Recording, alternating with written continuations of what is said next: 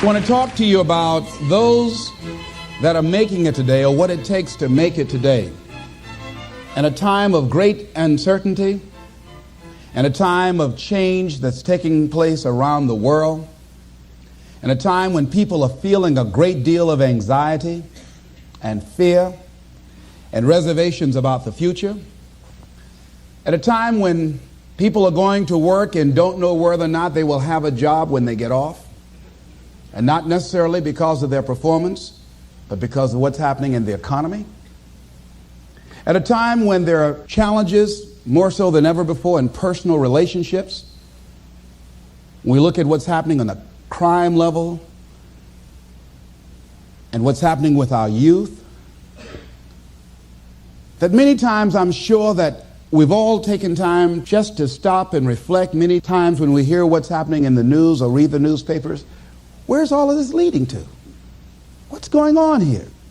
And so I think that now more than ever, we must begin to look at what are the things that we can do that would put us on some firm footing in life, that will enable us to do some things and use some powers that we have, that many of us go through life never ever discovering that we have those things going for us. And part of that, I believe, is knowing what it is your life worth. What is it that gives your life a sense of meaning and purpose? Because once you find that, it puts you in your power place. See, if you know what your life work is, I encourage you to start working on it. If you can't do it all at one time, do just a little bit of it. And if you don't know what it is that you showed up to do, if you don't know why you're here, I encourage you to find out what your purpose is here. What is the meaning of your life? What will be different? Have you ever asked yourself that question? I've done that. I remember coming from a friend of mine's funeral, and I was reflecting on how much time I had left. And I went for a walk in a park thinking about this guy whose life was so promising. And I mean, he wasn't an old guy. He was quite young, in fact. And I thought about all of the things that he said he was going to do, and he never got a chance to do those things. And I started thinking about my own life and how much time I had left to do the things that I would like to do. And at that time, I wasn't sure what my life purpose was, what my life's work was. I wasn't sure about it at that time. And I thought about it quite a lot. I had some idea, but I wasn't convinced. That I don't think I felt worthy. I didn't believe that it could be me to do this kind of work that I'm doing right now. And I say to you that if you begin to take a conscious effort to find out what it is that you're supposed to do, I say that it can literally save your life. I said that it can literally save your life. I was telling a group of people of a study that was conducted. Dr. Larry Darcy, who wrote a book called Recovering the Soul, he said, human beings are the only living species that has achieved the dubious distinction of dying or having a stroke or a heart attack on a certain day. If you ask most people, what would you say the primary cause of why people will have a heart attack or stroke? Many people will say, well, because they smoke cigarettes, or because of high cholesterol, or because of stress, or because of obesity. And all of those things are contributing factors. But ladies and gentlemen, more heart attacks take place in this country on Monday morning between 8 and 9 a.m. That's when the majority of people who have their first heart attacks have them. 85% of the American public, according to recent studies, are going to jobs that they hate, working on jobs that do not challenge them. They get sick thinking about going. Migraine headaches after the Sunday afternoon football game or 60 minutes, the anxiety began to build. And come Monday morning, they drop dead of a broken heart. Some of you ought to think about not going to work on Monday.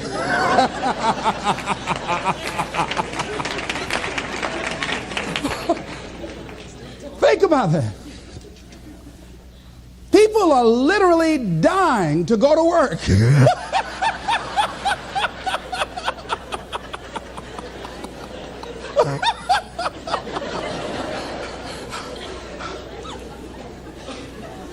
Because, see, when you go to a job and you already know how far you can go, you can already see that proverbial glass ceiling.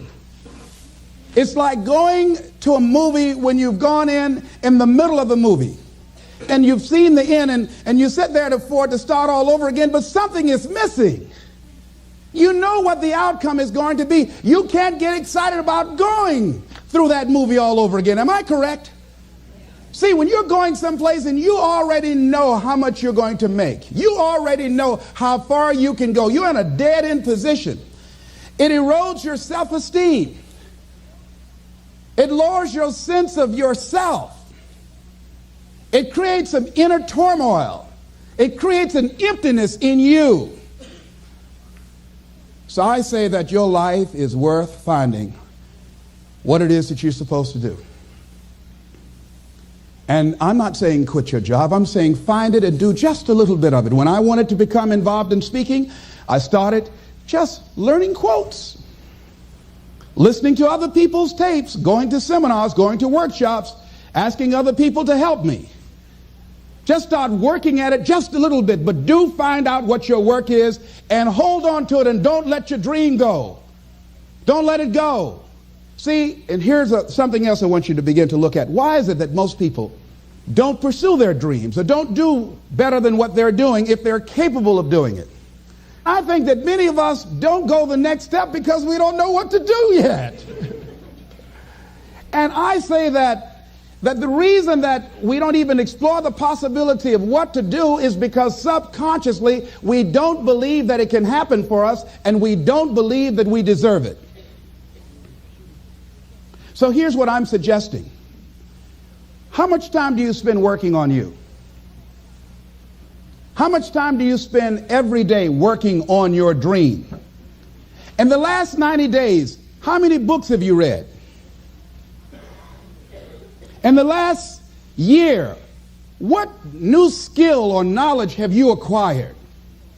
What kind of investment have you made in you? So I'm saying that as you begin to look at where you want to go, if you want to make it today, and things are changing so fast you have to literally run to stand still, I'm saying that you've got to make some conscious effort to begin to work to develop you. Here's something else. Most people are not living their dreams because of fear, ladies and gentlemen. I was in Columbus, Ohio yesterday speaking for a particular Ohio department. A young lady named Karen who greeted me, who organized the event. Very talented, very skillful. And she was talking about she wanted to become involved in the consulting business. I said, why aren't you doing it? I said, you have the abilities. I said, you're not here because they like you. You're here because you're doing the job. You're making things happen. And she came up with all kinds of ideas, but finally she said, I guess I can't see myself doing it. I guess I'm afraid. Fear, limited vision, and lack of self-esteem is what keep most people doing things they don't want to do. I flew from Columbus, Ohio to Denver, Colorado to a major communications company, and the person that picked me up at the airport told me about the fact that the company was planning on having a major downsizing, and they offered some of the employees there an early retirement, and some of them will earn as much as $300,000. And they said, this is the last time that you can take this offer. If you don't do it, when we have the downsizing, you might be among those who will lose their jobs, and all you will get is your severance pay. And only 50% of the people who were eligible to take the $300,000 took it.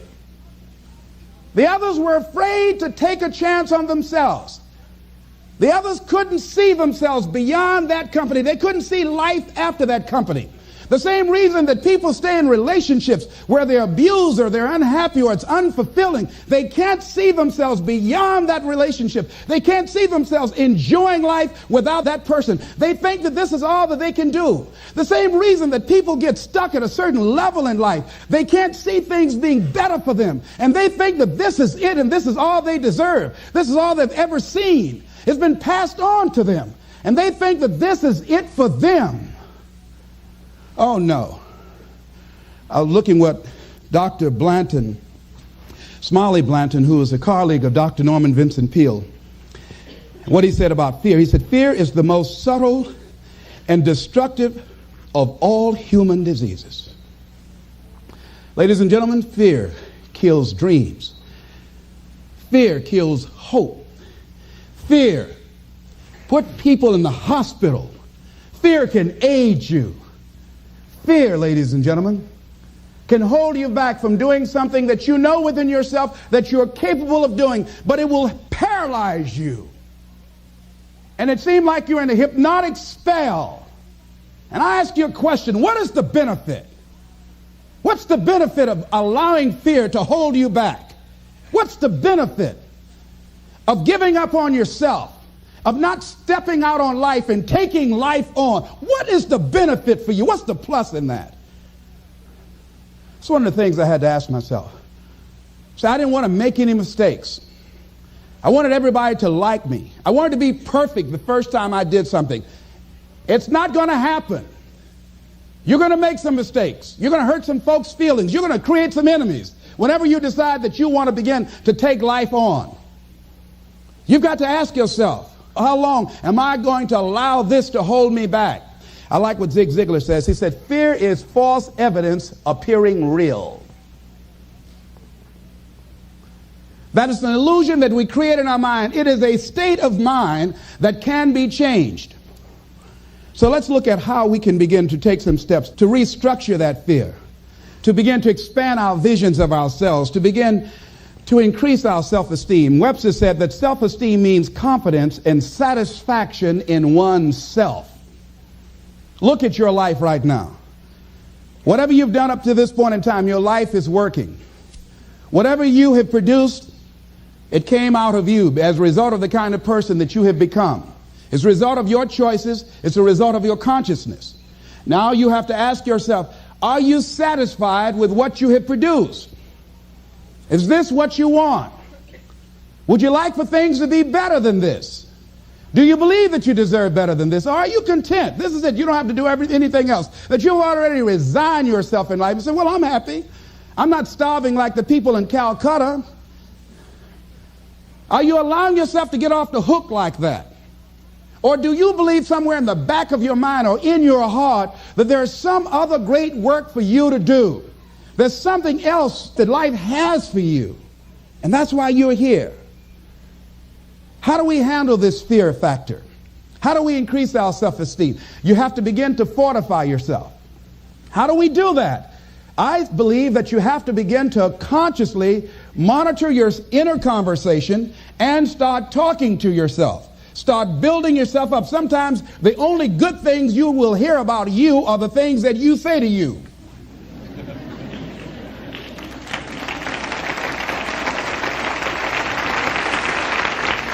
Young lady that was in the audience this afternoon said to me, I told myself yesterday for the first time, I'm proud of me. And she said, I felt good about that. So I'm saying learn to be your own booster. Start building yourself up. Start encouraging yourself. Start saying, I can do this. I can make this happen. When I started thinking about becoming a speaker, I said, yes, I can do this. I can make this happen. When I start trying to convince myself I can be a businessman after flopping and failing and losing thousands of dollars and feeling stupid and dumb and having people take advantage of me because of what I didn't know. I had to talk to myself because people were saying to me that I was dumb. And somewhere in the back of my mind, I was saying, you're right. Look at what I've done. I had to say, no, Les. Hey, come on, man. Get yourself together. You can handle this. You just haven't figured it out yet. It's all right. This is your training period. This is the tuition you have to pay for what you don't know. You can do this. Other people have done it. It doesn't take an Einstein. Get you some people that can teach you some stuff that you don't know. Get you some people that have done it successfully and learn from them. Take some seminars, workshops, read some books on how to manage a business. Change the way you see yourself and begin to tend to the personal details. Understand that nobody's going to take care of your business better than you. And when I start changing that kind of mindset of beating myself up because of my mistakes, and start looking at the possibility of my doing better, of my making the adjustment that would enable me to do what I want to do successfully, things begin to change. And I'm saying, stop beating up on yourself. You do it. I know you do it. I've done it. It's a natural inclination for us to put ourselves down. See, we are born negative, I think, in a negative consciousness because we live in a negative world. See, you don't have to teach children to lie. They'll lie automatically. Did you wet in your pants? No, I did not. Well, what is that? I don't know. You don't have to encourage kids to misbehave. They will do it by themselves. You don't have to encourage them to do the wrong thing. They will do it automatically. You have to correct their behavior. So I'm saying that we have to work through the challenges of life in learning how to begin to work to fortify ourselves. Repeat after me, please. I can live my dream. I can find my purpose in life. And live my purpose. I deserve more from myself. I deserve more from life. Shake somebody's hand on your right and left and say, you deserve more from life too.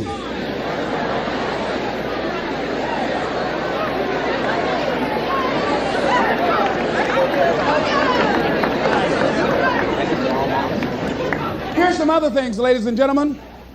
Begin to guard your mind against negative programming, like turn off the television. Don't watch the news. Don't watch it.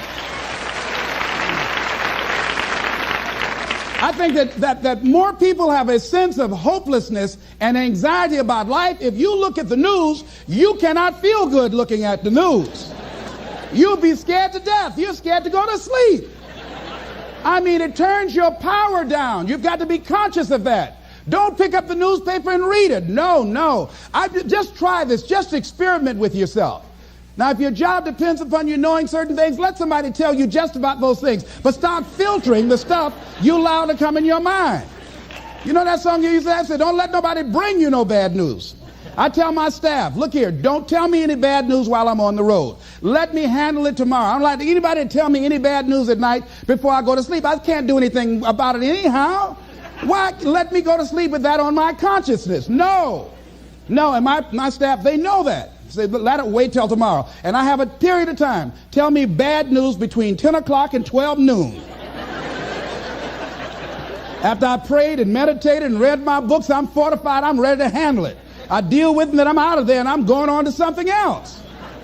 So you've got to guard the kinds of things that you put in your mind. See, if you don't program your mind will be programmed, because human beings are goal-oriented. That's why we die of broken hearts early. That's why we're running through life to early graves. We're going through life, ladies and gentlemen, and I think that Henry David Thoreau said that most men live in quiet desperation. Most of us go through life running scared. Larry DeAndre, who I think is going to be one of the greatest motivational speakers around today, told me a story, a true story of a friend of his, that every day when he came home from school, when he would get to a certain block in his neighborhood, there was a neighborhood dog that would chase him. And that dog would start after him barking. Boy, he would run, just running from that dog every day. Finally, he just got tired of that dog chasing him every day. He said, this dog come around here today, I'm going to take a brick of stuff and bust him in the head. So he was walking home that day, minding his own business. Sure enough, same area, there was that dog there. And the dog started barking, he started running, he saw a brick, and he stopped and picked up the brick and turned around, and the dog got close to him. He realized the dog didn't have any teeth.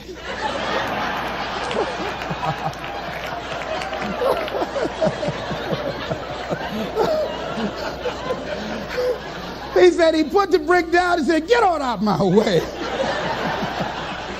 And ladies and gentlemen, all our lives, many of us go through life running from things that ain't even got no teeth to do us any harm.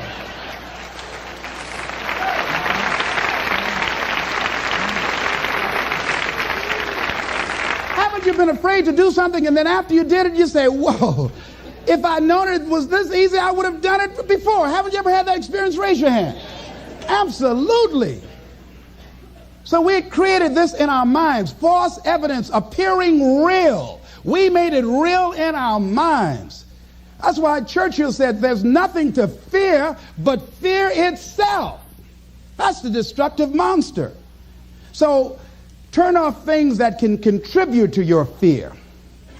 turn a deaf ear to people that all they can do is talk about how negative things are because they have bought into the consciousness of the world.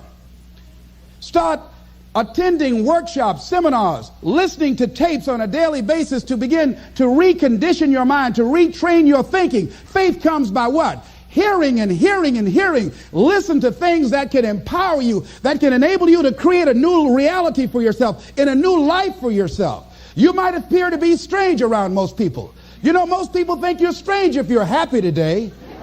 People say, how you doing? I said, better than good. Whoa, what's wrong with him? Just go around smiling and watch people. Look at this. Is this a weird guy over here? Because most people don't smile. Watch them. Look at their faces in the morning.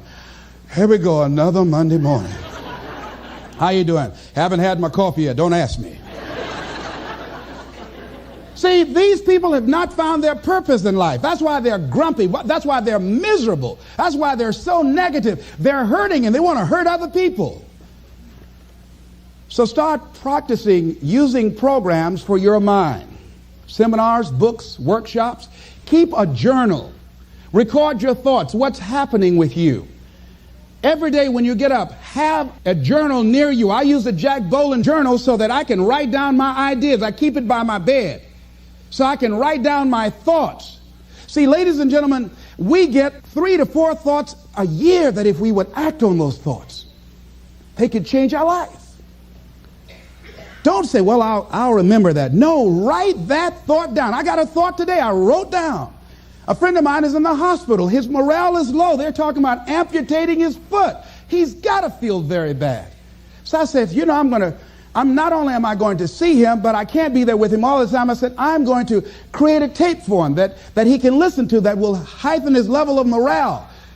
We told him the other night, don't go to surgery. You are depressed. Your energy level is down. No, tell him not now. Don't do it now. In fact, most doctors who have any sense of awareness don't perform surgery on patients that are in a state of fear, that don't think they will make it. They wait till they're in a different state of mind. So I said, what about making tapes for people that are facing physical challenges?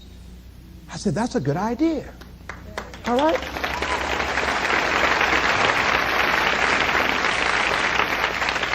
See, there are ideas that can come to you out of things that appear to be negative. I have a friend out of Chicago, just met him. He was 23 years old. And this guy, he went financially bankrupt 2 years ago, ruined his credit. Guess what he decided to do? He found a blessing in it. He wanted to restore his credit. It was very challenging, very difficult. And he realized that a lot of other people during these particular times had ruined their credit. So now he started a credit repair business. Last year he earned over $100,000 helping people to restore their credit. I met a young lady who attends this church, that she was at her father's funeral and she was putting flowers on her father's grave, and she looked around and saw the other grave sites. They did not look well groomed and they were not attended to on a regular basis. She started a grave site maintenance business. Out of that tragedy, something positive has come out of it. And now she's earning more money doing that than on her present job. What idea are you sitting on? Write your ideas down. And then, once you get that idea, take the leap. Hello?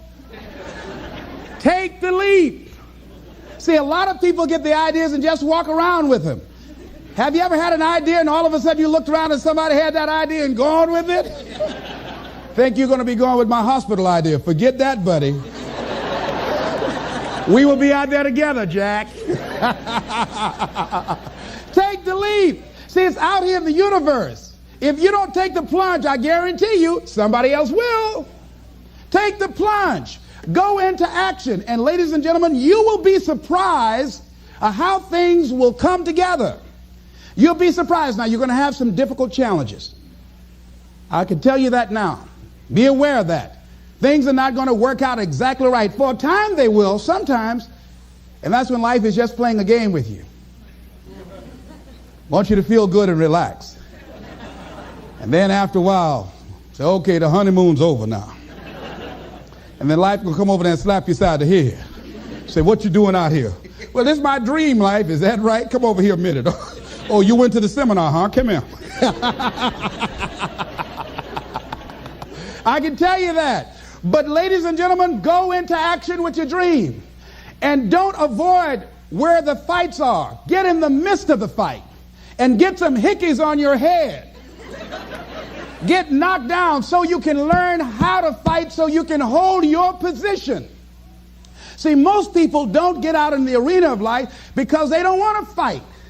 Most people don't get out there because they don't want to get knocked down. They don't want to be dropped to their knees. But see, you're going to be dropped whether you're on the field or whether or not you're sitting on the sidelines.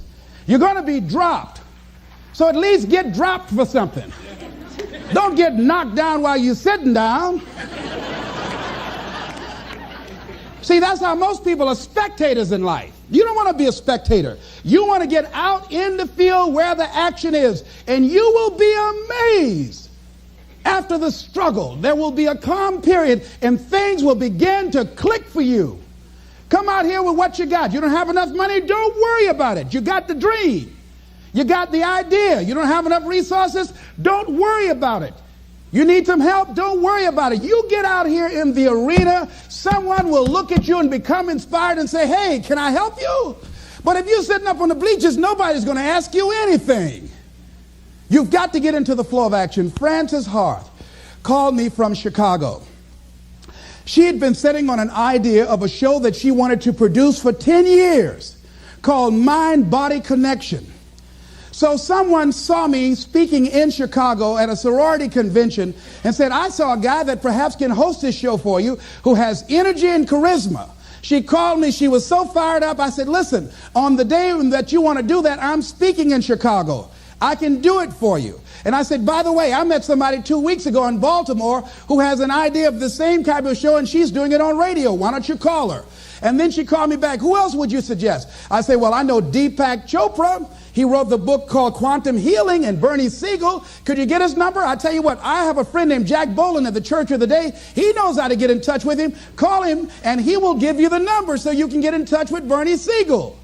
That lady started calling all around. Did not have the resources, but she had this idea and dream.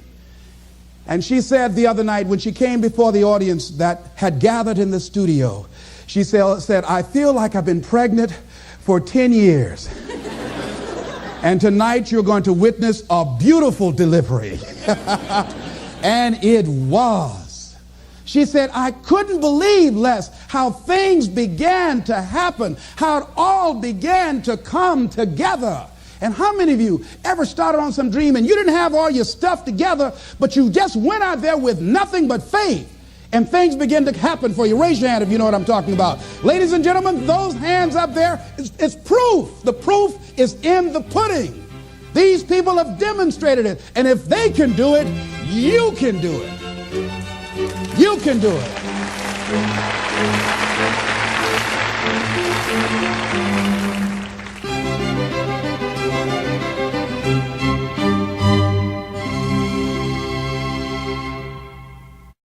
Experience the pain. Experience the rejection. Experience the hard times. That's how you grow. That's how you develop yourself. That's how you begin to appreciate what you get. When you're working on a dream, at some point in time, a transition takes place. And the transition is what you are becoming in pursuit of the dream. Because even if you don't get the dream, you become such a strong and powerful person. It will so change your life, you can look at something else and say, well, I think I'll go do this then. Because you have now developed yourself in such confidence and such competence in how to deal in the arena of life that you can move into another area and not miss a beat. Once you begin to discover who you are, then you really realize how you have been given authority and dominion over everything on the face of the earth, including all the dimensions of your life. But you can only do that through the struggle of life. And most people avoid the struggle. Most people go through life avoiding pain. And when you go through life like that, something in you dies. Something in you that you never activate is lying dormant in there, that you never get a chance to call on because you have not challenged yourself. Somebody said, the land of familiarity belongs to the dead. That most people like to feel like they're a king in the area of their comfort zone. They only want to do those things that they know how to do well. Osborne said, unless you attempt to do something beyond that which you've already mastered, you will never grow. So if you want to begin to grow, you've got to put something out here that you can't reach easily, that has got to make you stretch, got to make you jump for it, got to make you get back a little bit and dig in so that you can take a leap for it. And maybe you jump up there and you miss it and you skin your knees and you come back again and you bust your lip next time. But you keep on, and through that process, you learn how to leap higher. You start challenging yourself to dig deeper, and then you discover some things about you that you don't know right now, some talents that you have in you that you didn't know that you can do. I started out just talking to kids, and now I'm speaking at corporations. Now I'm traveling. I didn't know I can do this, but had I not given myself a chance, and I'm saying to you, give yourself a chance. Here's something else. If you want to begin to make your stuff happen for you, I think that it's very important that you start trusting yourself. Listen to yourself. Listen to that still small voice within you. Don't try and make everything logical. There's some things about life that defies logic, that you just can't explain how the outcome is going to be. I think that's why Paul said you've got to learn how to walk by faith and not by sight. That once you begin to trust yourself and your ideas and your instincts, life takes on a whole new meaning, because now I want you to do that feeling that you are led. Just feel, I am led. I remember the worst speech I had ever given in my life. I let someone exploit a fear that I had. For years I had a tremendous inferiority complex because I'm not college educated. And this person knew this. And she said, let me write this speech for you. You're going to speak at Ohio State University. Those people are very educated there, and they're going to know when you make grammatical errors, and they're going to know because of the substance of your speech that you are not literate. I care about you, and I don't want you to embarrass yourself. So this person proceeded to write a speech for me. I had a speech in my mind, but this person was stronger than I was negatively than I was positive about my own thoughts. And I gave my power away. With my permission, I allowed this person to guide me to do something that I really didn't want to do. But I didn't feel enough inner strength and conviction about my skills as a speaker and the message that I had to bring to stick by my guns. And I got up there at the Ohio Union, and I read this straight speech and did not move and did not take my eyes off the page because I'm not accustomed to reading. And after I finished, some people gave me a standing ovation because I read it extremely well, and I was very tense and I was very nervous. But Boo was with me, and we've been together since second grade. And I didn't want to go on the side of the room where he was. I saw the look in his eyes. And another friend of mine by the name of Mike Williams, and I knew what they were going to say. And they had the look on their face like, what happened to you? And so I didn't go over there. I went over here where I could get some compliments. And these people were saying, you were very good. Oh, thank you very much. I wanted to be fortified before I got this whipping. So finally we were going to the car, and we got in the car, and Boo was trying to be as tactful as he could. And then he just said, that was the worst speech you have ever given. I said, oh, Boo, I know. Why did you read the speech? What happened to your spontaneity? You've always been an extemporaneous speaker. Les, why did you do that? When she told me that they wouldn't accept what I said. Les, let them take you as you are. I gave my power away.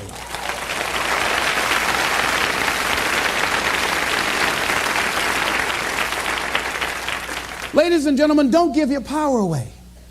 You don't need anybody to approve your dream. It was given to you. If they can't see it, it's because it wasn't given to them.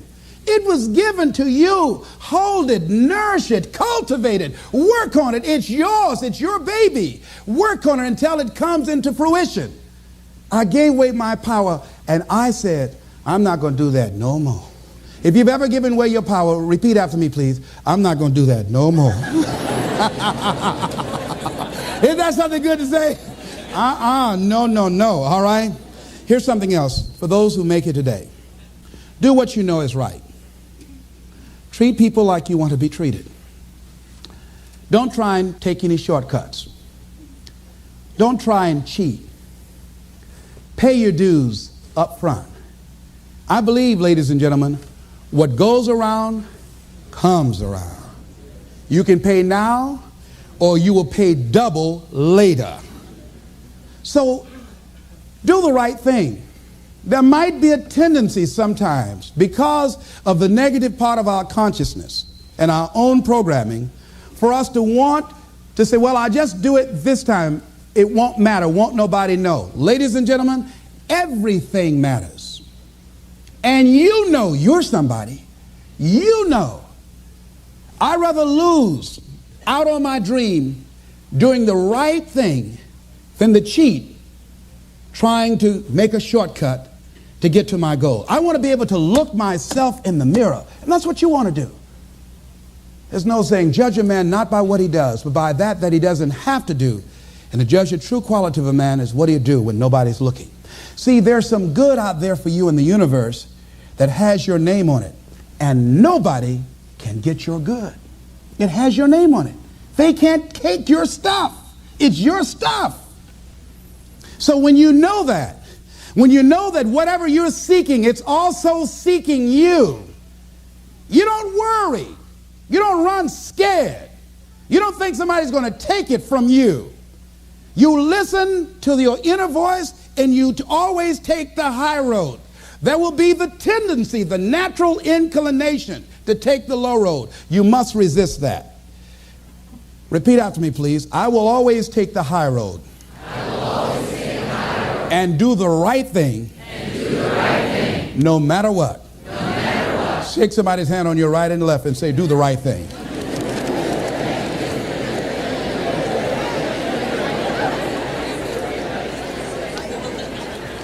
Here's something else I encourage you to do if you want to make it today. Keep your agreements.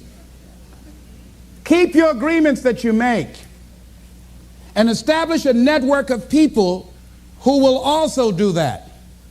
Establish a network of people in your life that you can count on, that will be there for you when you need them, and you be there for them. And test them sometimes. Find out how many flaky people you've got in your life. Ask them to meet you someplace and say, this is very important for me.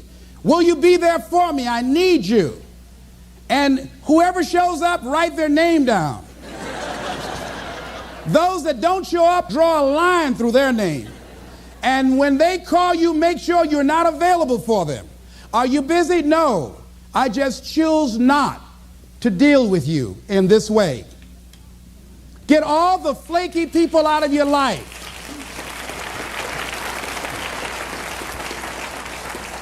I asked a friend of mine today about a mutual friend. I said, have you talked to him? She said, no. I said, why? He's so negative. I had to cut him out of my life.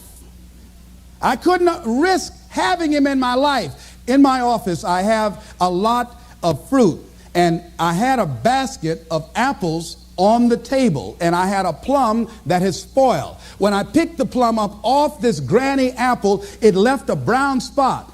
You ever heard said one spoiled apple will spoil a whole barrel? One negative person can spoil your whole life.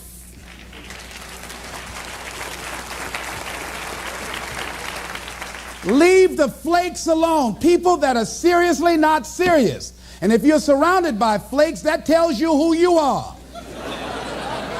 Because like attracts like. Hello?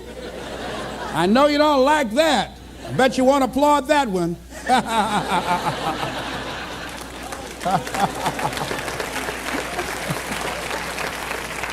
You applaud for them, huh?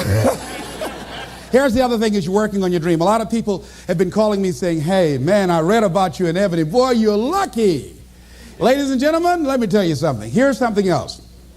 3 P's to have in your life. In working on your dream and doing your life work, you must be patient, persistent, and positive, no matter what. I called John H. Johnson for 2.5 years to get in that magazine. The first time I called him, he wouldn't talk to me. Then I was persistent trying to find out who knew him that could invite me there to meet him or an opportunity to speak so that he could hear me. And I met a guy who worked for him. And I said, hey, I'd like to speak for you guys free. I just want to know, will he be in the audience? They said, yes, good. I spoke and I tried to tear the microphone up. And he said after I finished, hey, young man, you're quite impressive. I'm going to have my staff do an article on you. I said, thank you, Mr. Johnson. And I sent him information on me, Federal Express. And it didn't happen. Waited for a month and it didn't happen. Waited for 2 months. It didn't happen. I started calling every month. Hello, how are you, man? Speak to Mr. Johnson. I'm sorry, he's not available. Tell him Les Brown calling. I just want to say thank you very much for the article when he puts it in. I kept on doing it, kept on calling, sending new articles, sending new information on me, kept on upgrading the information on me, sending him thank you letters. Thank you, Mr. Johnson. I was always positive. I could have gotten negative saying, where did you lie to me? Why you going to tell me you were going to put me in the magazine and you didn't do it? I could have got an attitude. Be positive no matter what. Because when you are negative, ladies and gentlemen, you're sending out negative energy and you're blocking your good. So don't send out any negative energy. Don't take it personal. I didn't care what he thought of me or the staff, that I was a nuisance to them. They get paid to deal with people like me.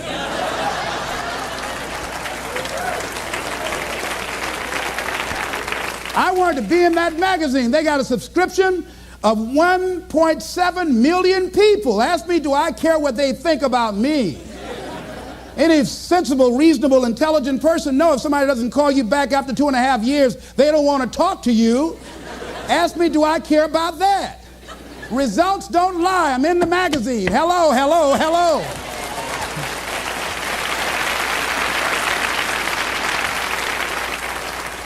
See, a lot of people have an idea or a dream and they give up on it. No, don't do that. Work your dream until it gets hot. See, most things don't happen as soon as we think they should happen.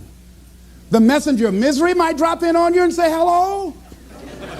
Murphy's Law might come by and thump you on the head. Any number of things can happen to interrupt your flow. It's okay. Don't take it personal. Just acknowledge what's going on. It's called life. And keep on working on your dream. Continue to keep on knocking, because this is your life. This is what you love. This is your passion. Step back. Don't judge it. If you judge it, judge not yet, lest ye be judged. Why? Because when you judge it, you invest emotion in it, and that emotion could be anger, and guess what? That hurts you. That doesn't hurt anybody else. One doctor said, the man who angereth me killeth me. And then he allowed someone to egg him into an argument on the floor of the National Medical Convention and suffered a massive heart attack.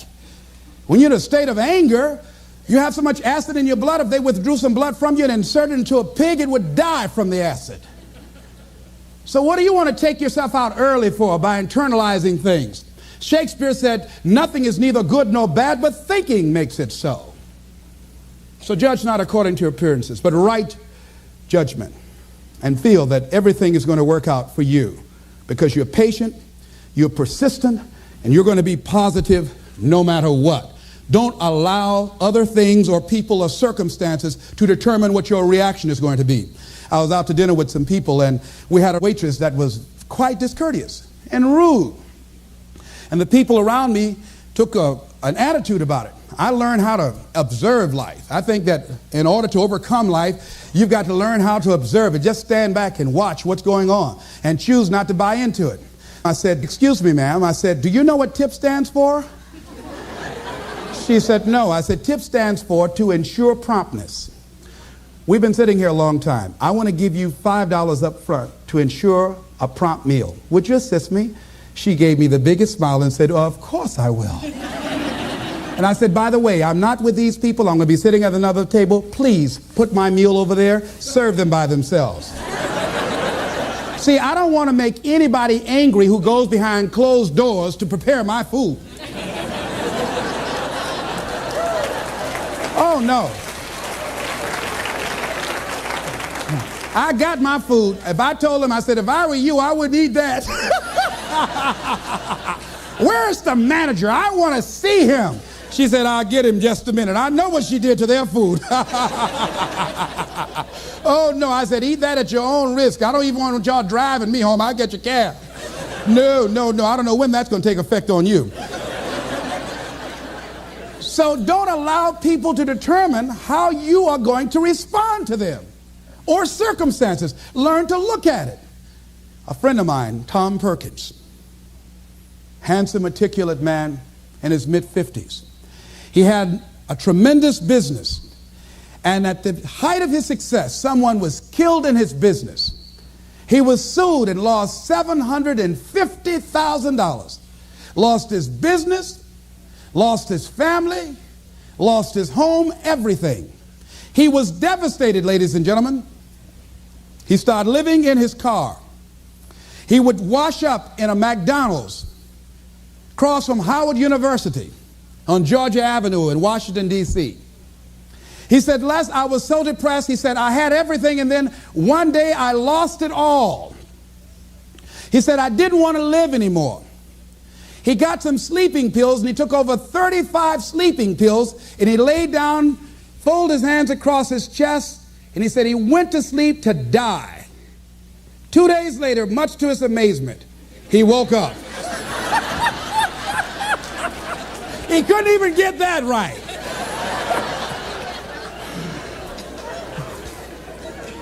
I said, what happened then, Tom? He said an incredible thing happened. He said he was laying there for a moment. He said, and a voice said to him inside his mind, it wasn't your life to take. That was one thing. He said, since that day, when I get any major challenges, I don't take it on myself personally. I feel that I've got somebody with me. He said, I'll never leave you nor forsake you. He said, hey, I said, God, you got to handle this for me. This is too much for me. He said, I don't sweat the challenges of life. Repeat after me, please. Don't sweat the small stuff. Don't sweat the small stuff. Because it's all small stuff.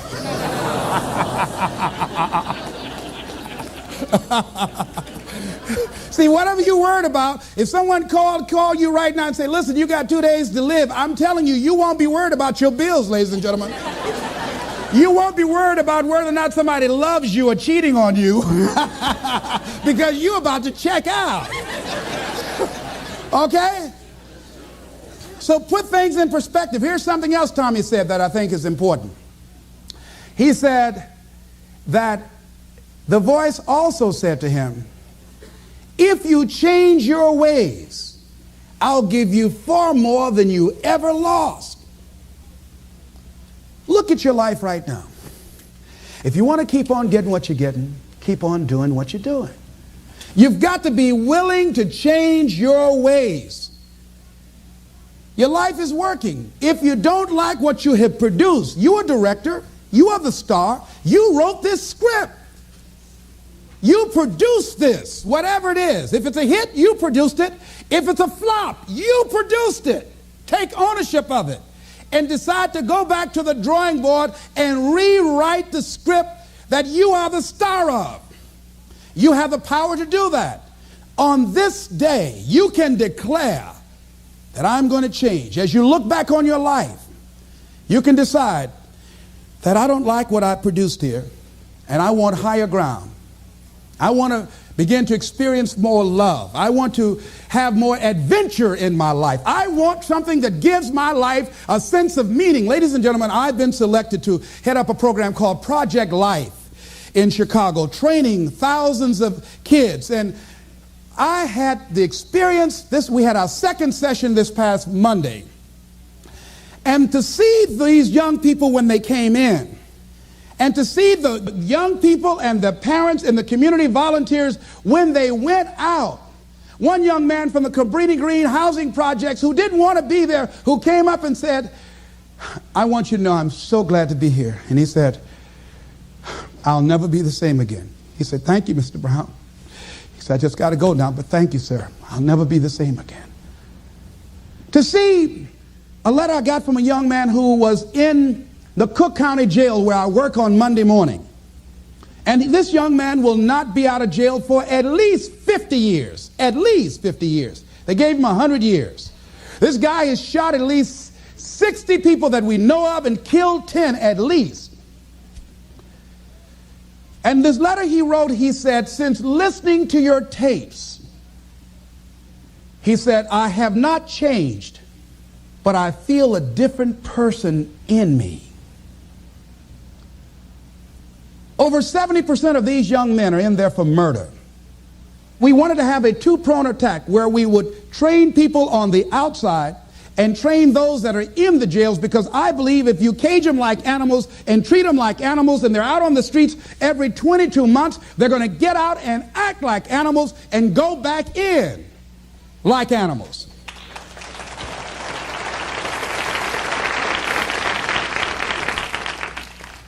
So we said, let's take an approach. This gives me my life. This might be insane. But I felt so good. I believe, ladies and gentlemen, if we can accept the possibility of that this is the decade of consciousness. That's what I believe that this is. The decade of consciousness, if you please. A time where we can begin to create in folks' minds the idea, the possibility that we can create a more humane society, the possibility that we can create more love, communication, and understanding in relationships, the possibility that we can create a drug-free America, the possibility that we can create the kind of respect for diversity and difference in our multicultural society, the possibility that we can begin to develop the mindset to bring out the best in people, to encourage them to achieve their greatness and support them in their dreams, that if we can, in this decade of consciousness, to begin to see and envision that happening, and that we all can play a role, that we were born for such a time as this, that we showed up for this, that we survived 1 out of 9 million sperms, and we have been chosen for this great work. What an exciting time to be alive.